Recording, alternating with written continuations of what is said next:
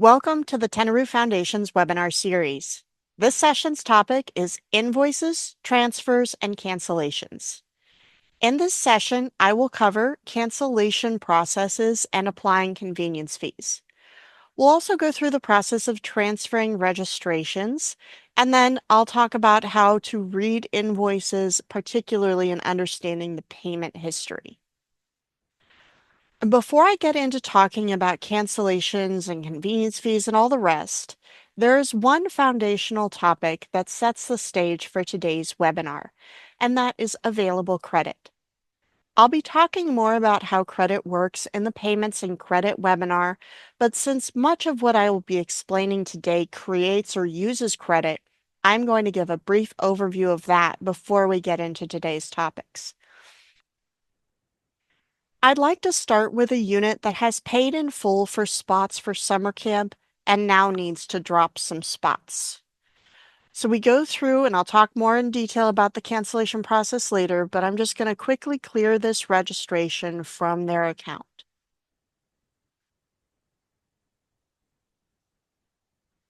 When we get to the confirmation step, you can see where this cancellation has created credit. So the big question is, what is this credit and how does it work? And for the purposes of today's webinar, I'll be focusing on the cancellations and transfers themselves, which are both adjustments that may create credit. So the important thing to understand about the credit for now is that these kinds of adjustments create generic credit that lives outside of any event or trip or purchase in the system. One way to manage that credit is to soak it up with a convenience fee under the event, and I will go over all of that in a moment. Some other options, which I will cover in the payments and credit webinar, are to refund it right away or to leave it as credit on file if you don't mind that it could be applied to any event or trip in the system. And what I mean by that is, if generic credit is on file in the group's Tentaroo account, it will automatically be used first for new purchases. The system will transfer the credit from the generic credit bucket to whatever they are paying for before they have to make a new payment. Now, I mentioned convenience fees as a way to use credit. Convenience fees are any fees the council collects when a group cancels some portion of their registration. These fees should be defined in your cancellation and refund policies, and they serve to recoup event planning costs as well as to encourage groups to commit to their registration. Now, before we can add a convenience fee to a registration, we first need to build the convenience fee structure. So I'm going to go into Camp Tentaroo Summer Camp and walk you through the process of setting up that convenience fee. So under the summer camp event type, I'm going to go to the products section.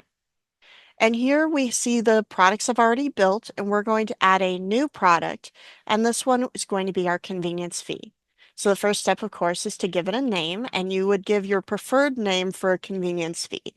So maybe you call it a cancellation fee, or a no-show fee, or non-refundable deposit fee.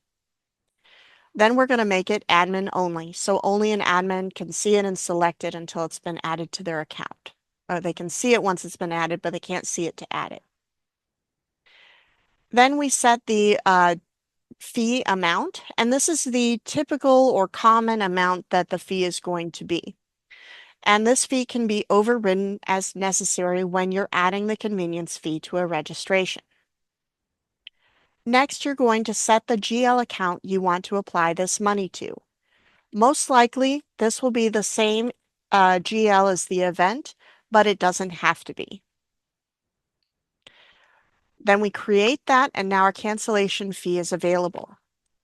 This process can be used with any event in the system, whether it uses numbers, names, or both, because products are available for any event in the system. You will just need to set up your product under each to post your convenience fees.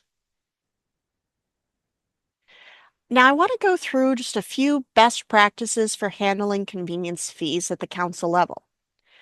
Like I said before, convenience fees serve two primary purposes: to recover costs for event expenses and to encourage groups to commit to your events. To that end, providing clear expectations and boundaries on how your council handles cancellations is a good policy. For example, set a clear timeline with defined milestones, such as within 2 weeks of the event, they no longer get a full refund.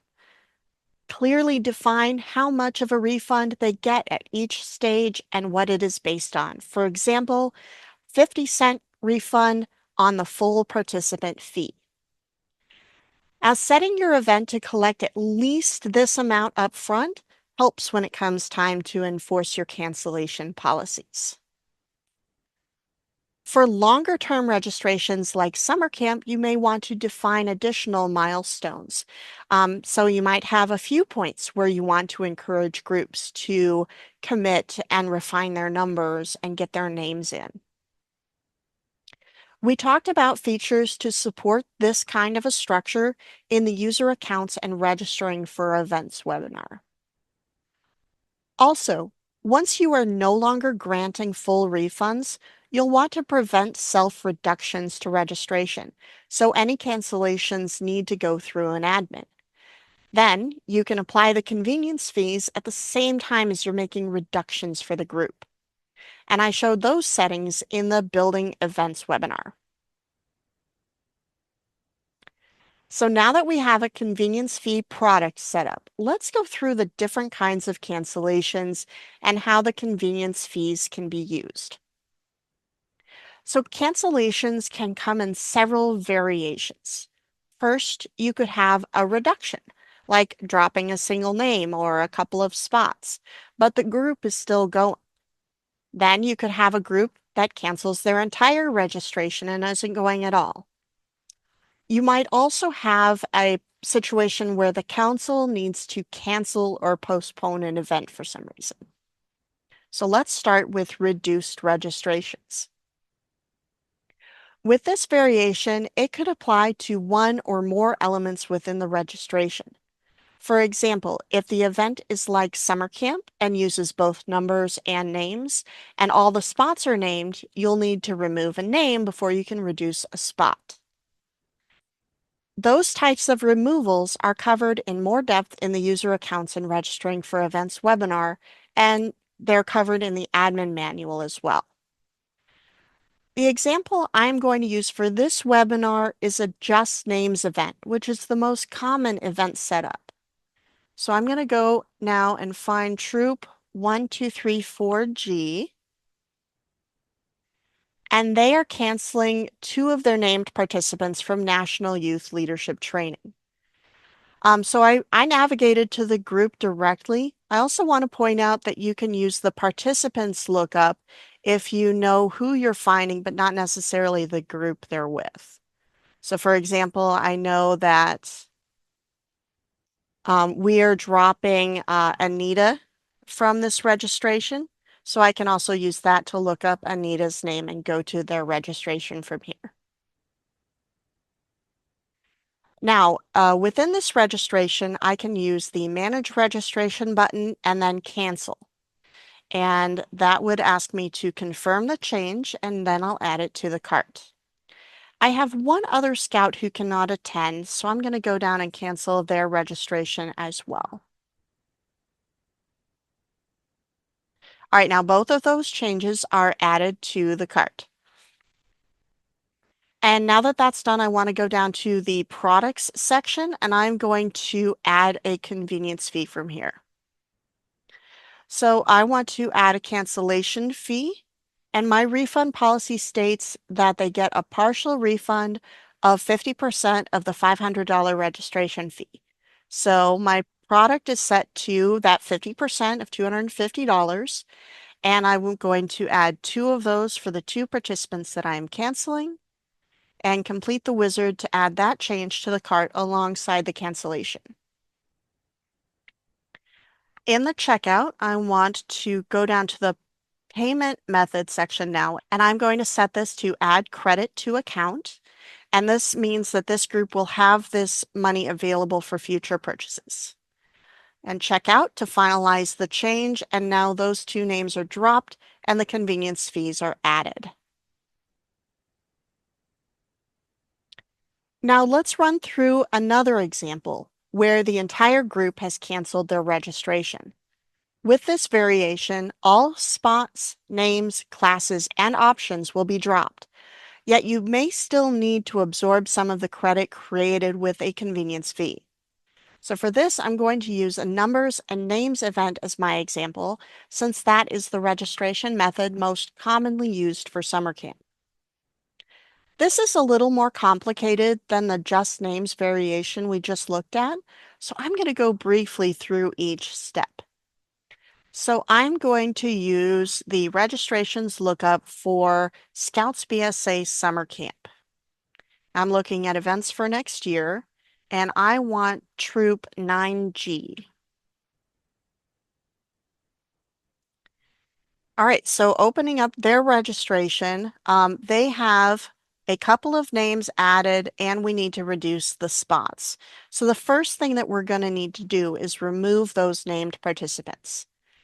To keep things simple for the webinar, I've only named a couple of participants to serve as an example, but if you have a group that has a lot of names added, you'll need to go through this step for each one.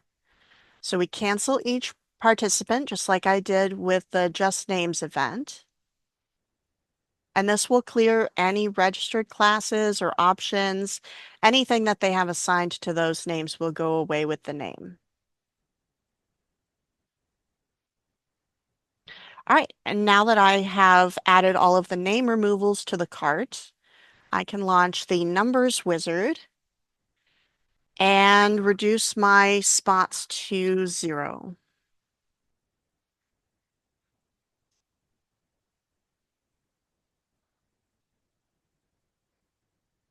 We don't really need to do anything on the options step because all the options are based on spots, which we've just removed.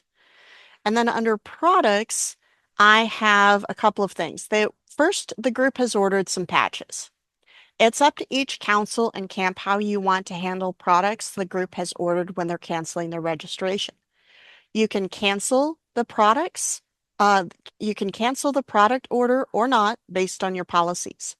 For my camp, I'm going to leave this order in place so the group will still get their patches. This is also where we add our convenience fee product to the registration. Now, my policy in this case states that the $200 campsite deposit is non-refundable for a cancellation at this point.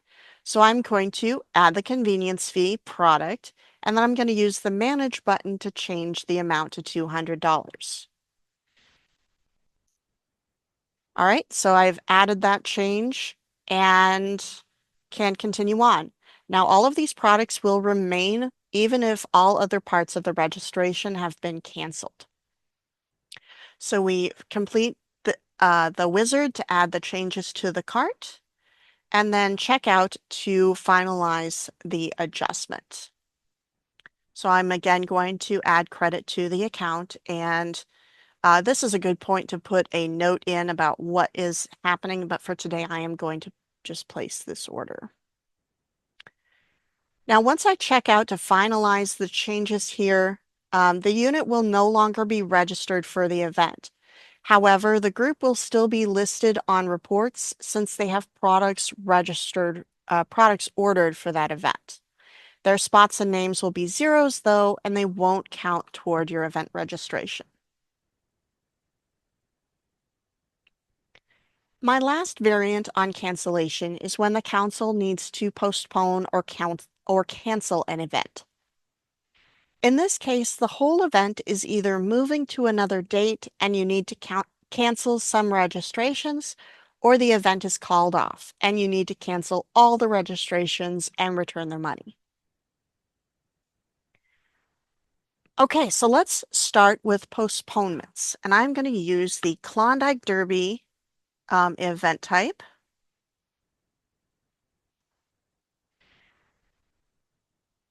All right, so when the date of the event has changed, you can make this adjustment by going into the event and the settings, And then in the dates box, you can just change your dates.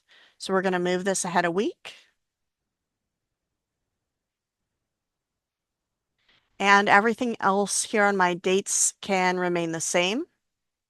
And then you may also consider adding something to the title to indicate what you have updated on this event. Then you can use the message center to communicate with your registered groups about the change of plans and give them instructions for how they can let you know if they aren't able to make the new date. You can keep all of the registrations as is on your new date event unless a group cannot attend and needs to drop their registration, and then you would cancel those like normal and handle the credit created. Then we have event cancellations. For this one, I am going to use National Youth Leadership Training as our example. And the first step here is to close registration. And this is again under the event settings.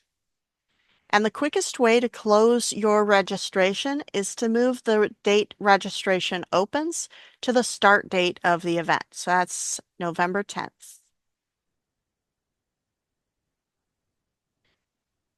With that change, no one new can register. You don't want anybody slipping in while you're still managing the registered groups. Next, you're going to need to cancel the registrations and handle returning the money paid toward your event. There are two ways to handle this.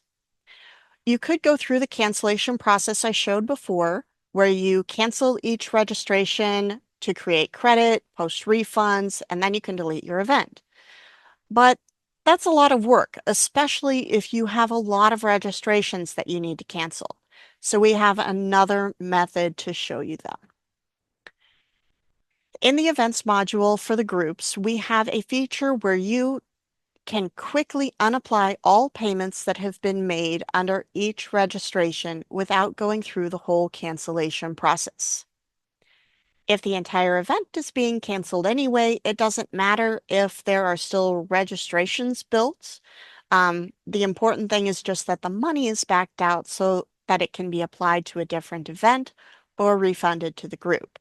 So technically, in this case, the registrations will all still exist, but they'll be ignored and hidden since they're under a deleted event. So with this approach, I'll show how you can quickly unapply the money without canceling the registrations, and then you can delete the event. So under the National Youth Leadership Training for this year, we have a few groups registered. So I'm going to choose one of those groups.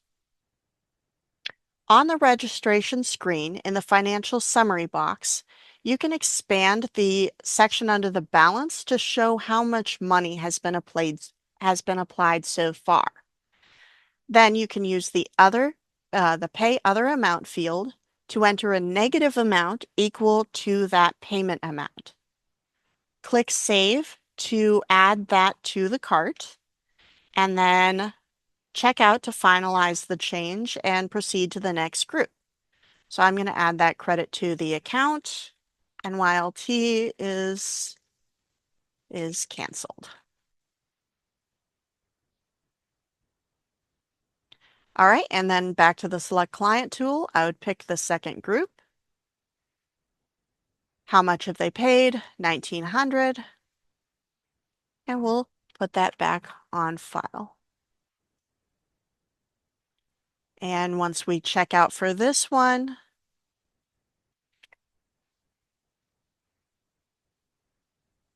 then we can go back to the admin side for that registration and delete our event. So I just want to note that hopefully it goes without saying, but only an admin user can enter negative payments like that. So that's kind of like this kind of hidden feature that basically only admin users can get to. Right, yeah, the users can't unapply their own money. Okay. Thank you for that, Moisha. These cancellation procedures are going to work in general for most cancellation scenarios that the councils will run into, even if the details of each cancellation are a little bit different. Those processes are going to be the same. Now, let's shift gears into talking about transferring registrations. Moving a registration from one event to another or from one group to another is sometimes necessary. Maybe the troop needs to switch weeks due to a scheduling conflict, or the unit leader used their personal account when they should have used the unit account. Transfers are partially cancellations and then rebuilding the registration. So this portion of the webinar will build on skills I've already shown. And there are two basic kinds of transfers. The first is transferring within a group. The other is transferring between groups. When transferring within a group, you can finalize the creation of the new registration and removal of the old registration in the cart at the same time. And this would move the original payments to the new registration seamlessly all in one transaction. So for this, I'm going to bring up another troop. This is going to be 379G.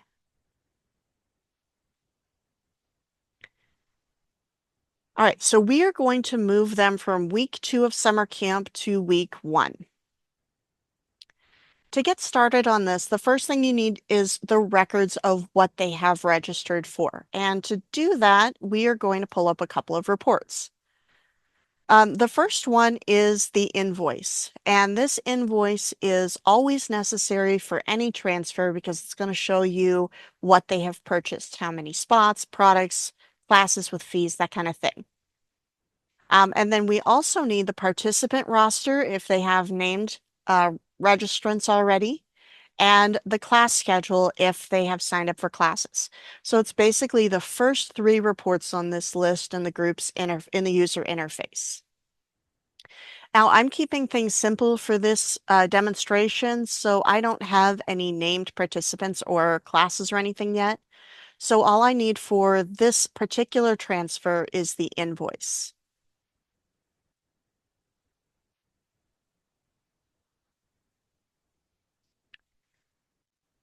All right, so there's our invoice showing us how many spots and price points and all of that good stuff.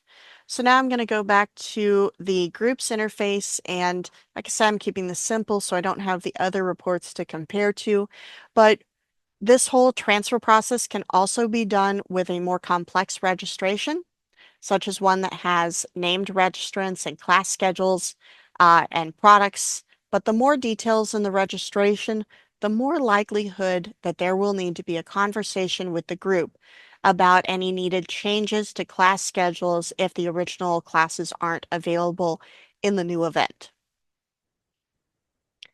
Okay, so now that we have our records, the next 2 steps, building the registration and canceling the old one, can be done in any order. But I find it helpful to keep the original registration in place until the new registration is built so you can compare prior to deleting the original information. So I'm going to start with building the new registration in the destination event. So I'm going to back out of week 2 and go to week 1 and start a new registration.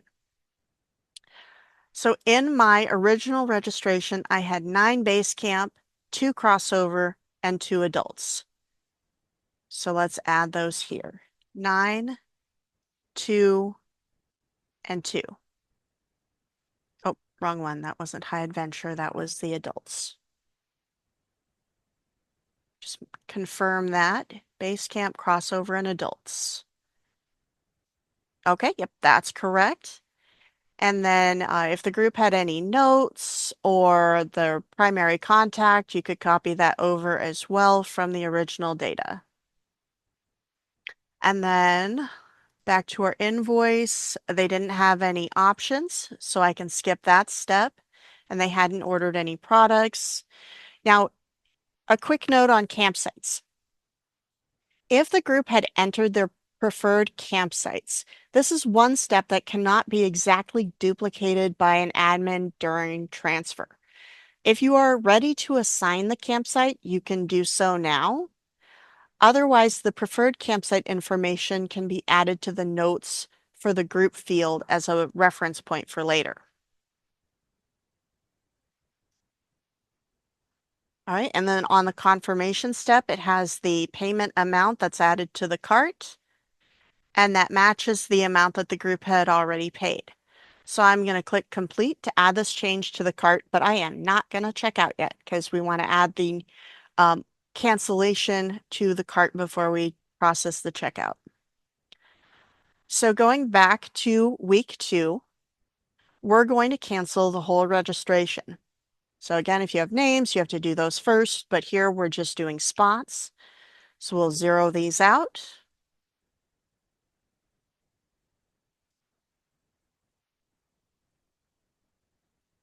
And complete the wizard now. Oh, here are their preferred campsites, so I'm going to go ahead and copy that. And we'll add the credit to the cart of $110. So now since I have their preferred campsites, I'm going to go ahead and add that as a note for this group before, wrong button, Annika.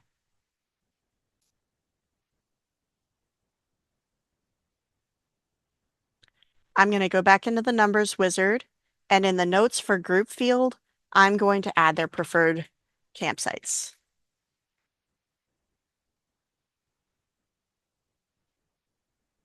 Okay. And now we have a cart that has both the new registration and the old registration, and you can see how those values balance each other out. So when we get to the cart, the amount of payment in the cart should be 0. Now, when we get down to the notes field, we want to add details of our transfer, including your name or initials for future reference. This information is displayed to the user as well as to other admins. So I have an example all ready to go for us today, where I'm stating that we moved the registration from this week to that week per whoever approved it, and then my name, John D., the registrar. Okay, once all of this is done, we place the order, and now our group is in week 1 instead of week 2. So Annika, a quick question about this. Let's say that in the week 2, they had paid some money by the early deadline, some money by the base deadline, and so they had some spots basically at early, some spots at base, some spots at late because of when they made their payments. Is that going to be preserved even though the new payment is just a single payment on a new date? So the date the payment was added to the system is still what the registration will see as the date payment was received. And so it will still give them credit for the early rates if we've moved into a later rate.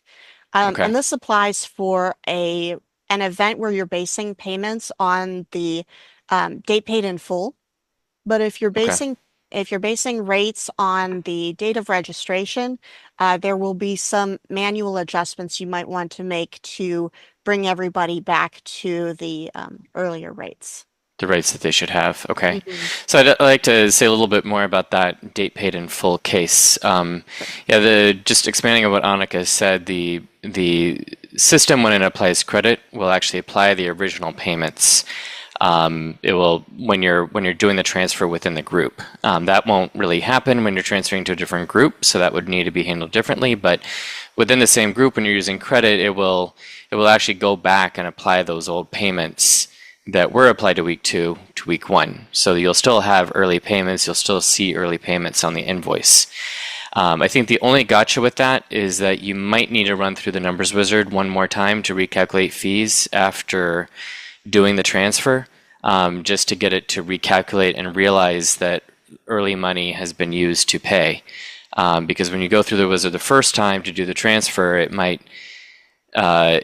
not going to know that you're going to be using earlier payments to pay for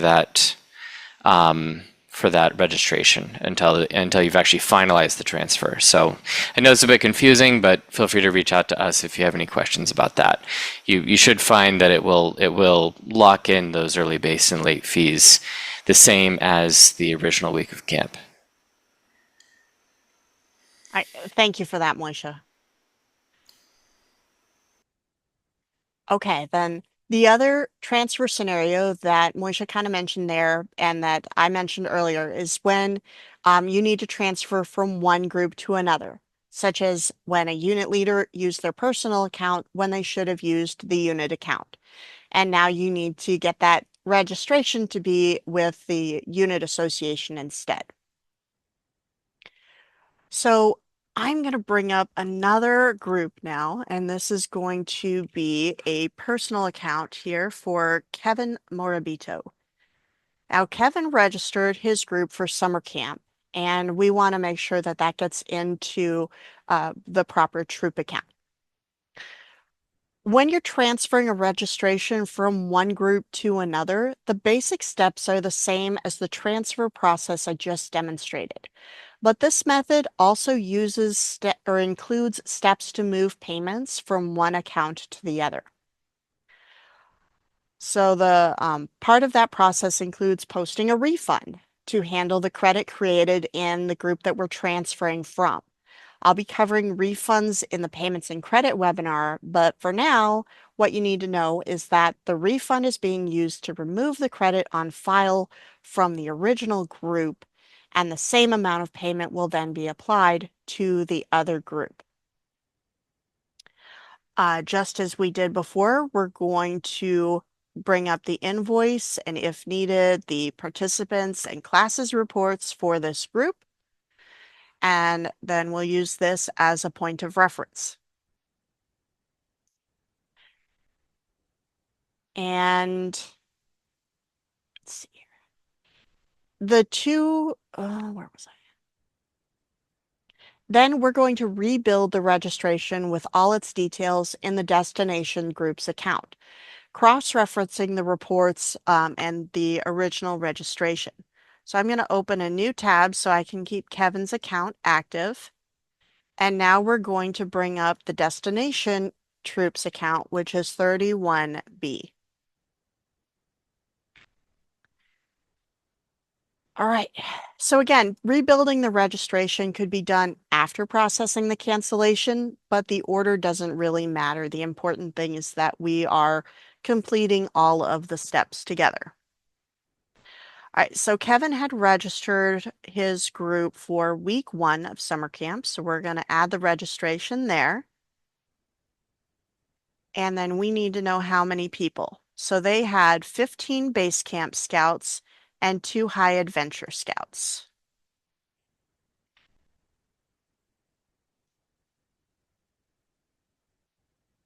Then we have a total of 5 adults. Now, on this invoice, a couple of those are free.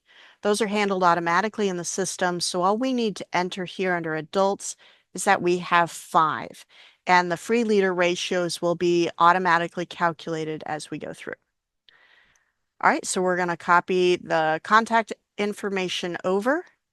And then we had one group option, which was the horseback riding, a group class. So we'll add that to our new registration. And then we had some patches, I believe. We have 10 patches, so we'll rebuild that and add that to the registration. And this group didn't have a campsite assigned yet. So again, we can assign the campsite now, or we can just skip that step.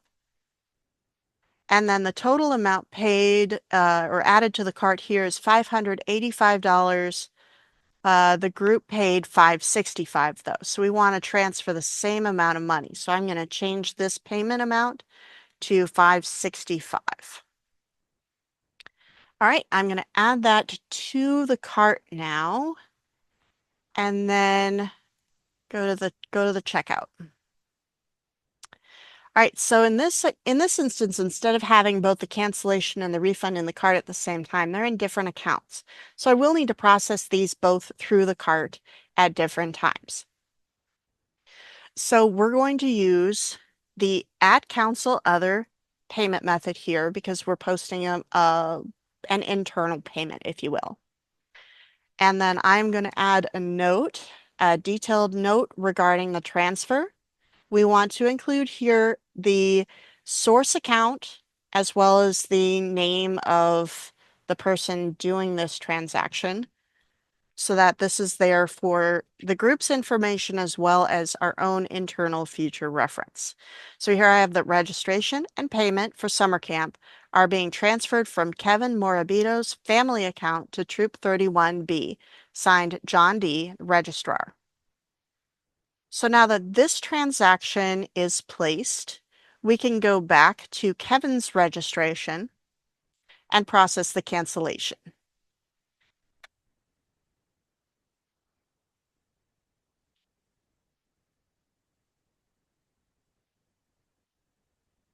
So we'll remove our classes, remove our products, and then add $565 of credit to the cart. In the checkout here, very similar to what we just did in the Troops account, we're going to use the @Council Other payment method.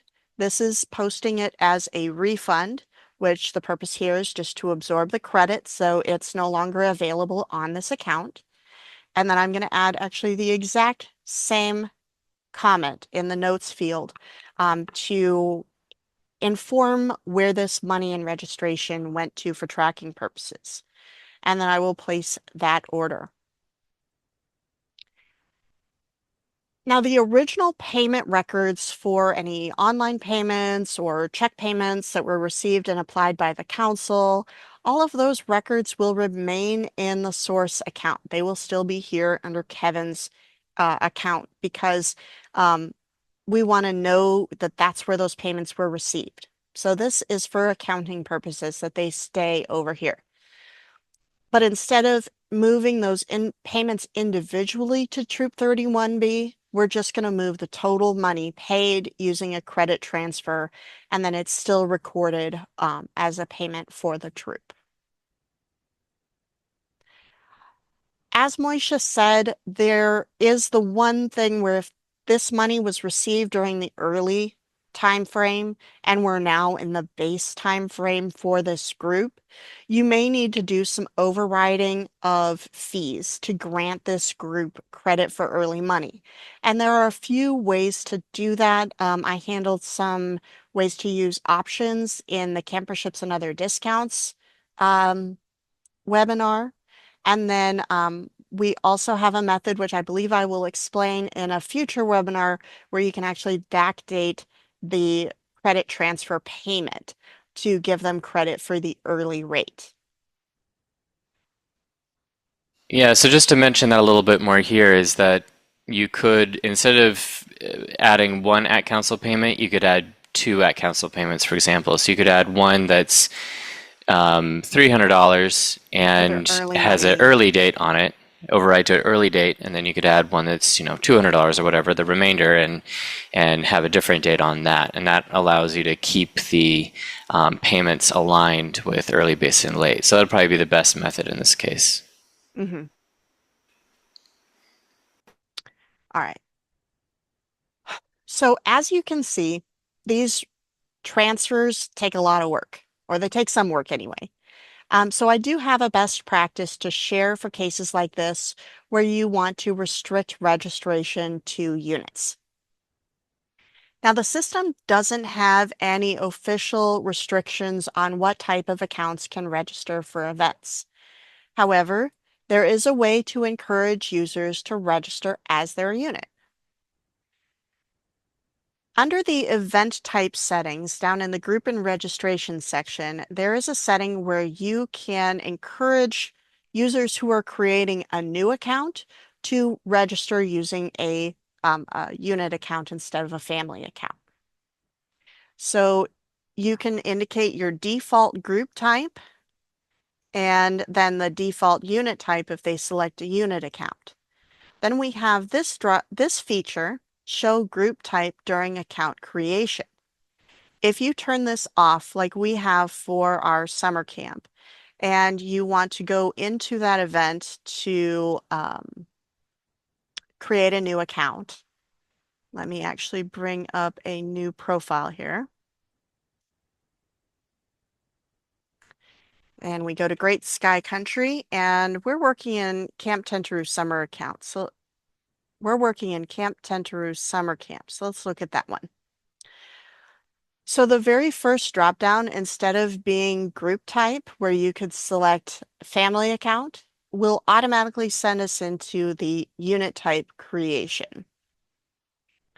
For every event type, you can set the defaults for this, and you can decide whether or not you're showing the account type.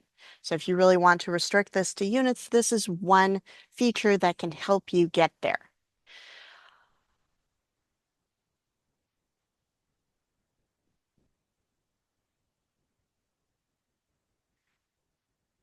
In this example, your group would have to set up a unit account in order to register for summer camp, and then they would be asked to set up a troop account. If they already have a unit account, they wouldn't be able to create a duplicate and would be prompted to talk to their fellow unit leaders or the council for assistance gaining access to the existing account. All of that said, these settings will not restrict your event to just unit accounts. It is really important that you clearly communicate to your members that you want them to register through their unit. Yeah, in other words, this really kind of only affects someone who's trying to make a new account. So if someone already has a family account, they can log in and they're not going to see this screen. So they'll still just be able to register for the summer camp. Mhm.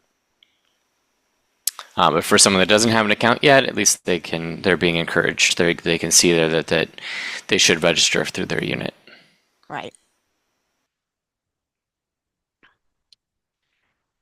Okay, so there is one more transfer scenario that I want to talk about today. And that is you might sometimes find a situation where you need to transfer part of a registration, but not the whole thing. For example, let's say Troop 101B has started a registration. Clear what I was doing before. They have started a registration for summer camp that includes members from both 101B and 101G.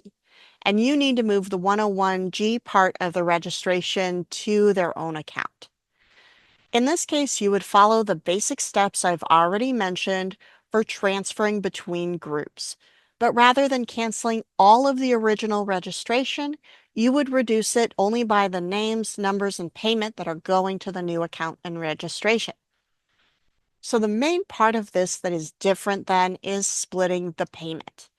Since you aren't canceling the entire registration, you need to unapply just the amount of payment that is transferring to the other group.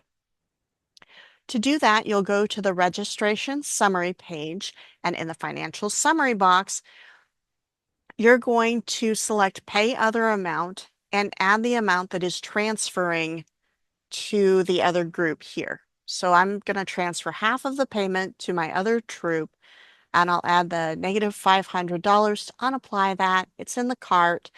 And then I would go through the credit transfer process to move that to the other account like I showed you before. All right, so all of these cancellations and transfers and all of these items that I showed you today do a lot of moving money around. They're creating credit, they're using credit, and they're adding information to the payment history for these groups. So I want to take a few minutes now toward the end of this webinar to see how these changes are displayed on the invoice. Understanding how to read the payment history on invoices will help you answer your unit's questions about their registration. So I'm going to move to another group for this part of things. I'm going to go to group 60G.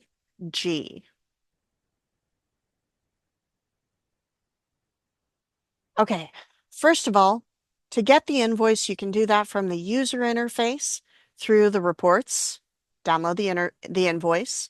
And I'm pointing this out here because this is the one report on the user side that is available for every single event, whether it uses just numbers, just names, or both. Everyone will have this report. It can also be pulled on the admin interface in the event dashboard, either with the group's check-in PDF report or through the Generate Invoices tool. I showed the admin methods in the event dashboard webinar, so I'm not going to show them again today. So I have already generated an invoice for Troop G, so we're going to take a look at that now. For the first few sections on the invoice, I'm just going to hit the highlights because I have already covered those parts of the invoice in other webinars. So basically you have contact information at the top, as well as event information like their assigned campsite. Then you have an itemized breakdown of the registration with numbers or names. Then you have products, like we have our Camp Tentaroo patches that have been ordered, and this is also where your convenience fee will show up. And then you have participant classes and group classes that have fees. You'll also see here that we have individual options and group options that are adjusting the prices. I covered these adjustments in the Camperships and Discounts webinar. There's a lot of crosstalk in all of these different topics. Most pertinent for today's content is the payment history section where money flow is shown. This section displays the full payment history for the registration with online payments, offline payments. You have your admin notes that you're adding while you're processing payments, and then you also can see when credit is created or used for this event. My goal as I go through this is to help you understand the payment history so you can help explain to your units how and why payments are moving in and out of their registration. So let's look at rows that start with unapplied payment. So first, I want to point out that we have a new payment up here for $810, and that's how much money is being applied toward this registration. Then we have this first unapplied payments row that's showing a $20 reduction. So now only $790 of the original payment is being applied to this event. Currently, this unapplied portion is no longer associated with this registration. It might have been moved to generic credit on file, or it might have been allocated to another purchase in the system. Next, we have a pair of line items with some notes indicating that we have added some convenience fees. Some credit was used to apply to those convenience fees, reapplying some of that original money from the payments we had before. So basically, the money was unapplied due to a reduction, but then reapplied when the convenience fee was added. And that convenience fee brings the money back into the event from the available credit. You can simplify the payment history by combining transactions, such as adding the convenience fee to the cart along with the cancellation and checking out of the cart all at once. When the money stays within the registration, it doesn't create new rows in the history, and you can use notes to indicate what is being done. The last element I want to show on this invoice is the available credit on file in Tentaroo at the very bottom. I will cover this in more depth in the payments and credit webinar, but if you see credit on file in this part of the invoice, please be aware that it will be applied first when the group goes to make a payment toward anything in the system. It will automatically start with that, and then they can make a new payment if there's more owed. Now, let's take a look at a different invoice to show how a refund or a payment transfer to a different registration will appear. And for that, we're going to go to Troop 55. We'll talk more about refunds later, but for now it's really important to understand what the invoice shows when we post a refund. So let's bring that up. It's for Camp Tentaroo Summer Camp and the invoice.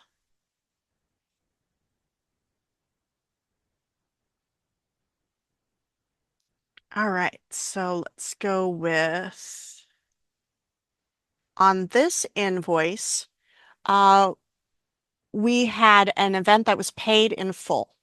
Then we dropped 2 spots and refunded the extra money. And you can see that this amount is unapplied here.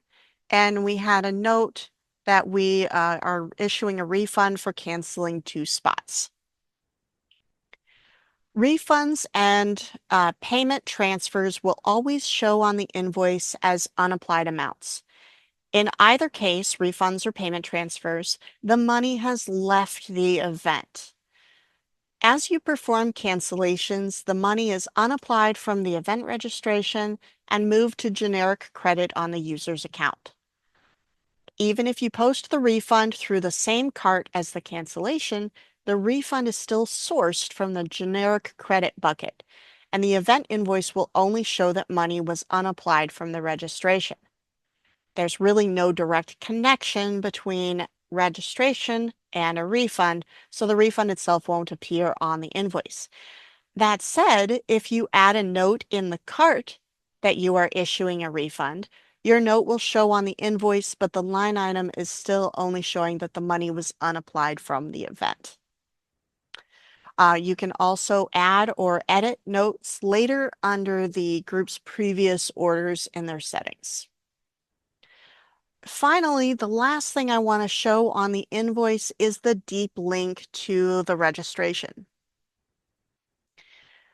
This is a link directly to their registration, so they can click on this, log in, and pay their bill. Thank you for joining us for this explanation of how cancellations and transfers work, how available credit is created and used for convenience fees, and a walkthrough of reading the payment history on the invoices. If you have questions about using any of the features I showed you today, please send us an email to support@tentaroo.com or schedule a training at admin.tentaroo.com/training.